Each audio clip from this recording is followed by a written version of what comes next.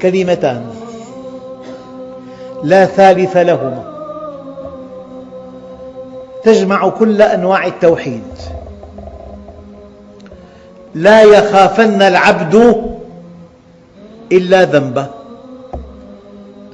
لا تخف من القوي إنه بيد الله، لا تخف من طاغية إنه بيد الله، لا تخف من شح الأمطار إنها بيد الله، لا تخف من عقوق الولد إنه بيد الله، لا تخف من نشوذ الزوجة إنها بيد الله، لا تخف من ظلم الشريك إنه بيد الله. لا يخافن العبد إلا ذنبه.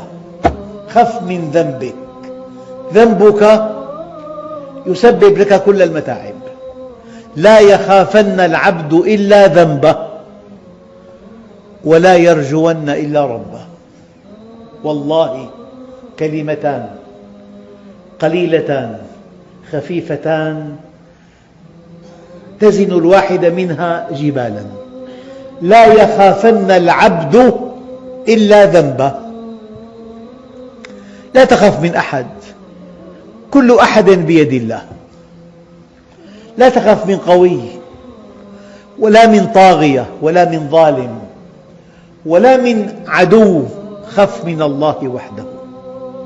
من هاب الله هابه كل شيء، ومن لم يهب الله أهابه الله من كل شيء.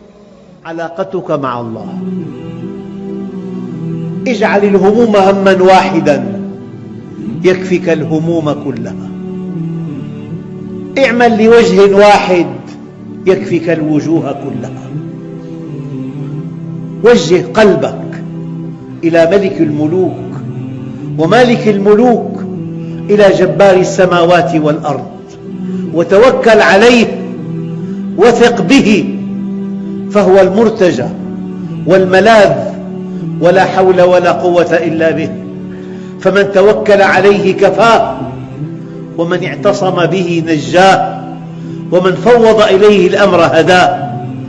أليس الله بكاف عبده؟ أليس الله بكاف عبده؟ يا صاحب الهم، إن الهم منفرج، أبشر بخير فإن الفارج الله. كن عن همومك معرضة، وكل الأمور إلى القضاء، وابشر بخير عاجل تنسى به ما قد مضى. فلرب أمر مسخط لك في عواقبه رضا، ولربما ضاق المضيق، ولربما اتسع الفضا. الله يفعل ما يشاء فلا تكن معترضا. الله عودك الجميل فقس على ما قد مضى.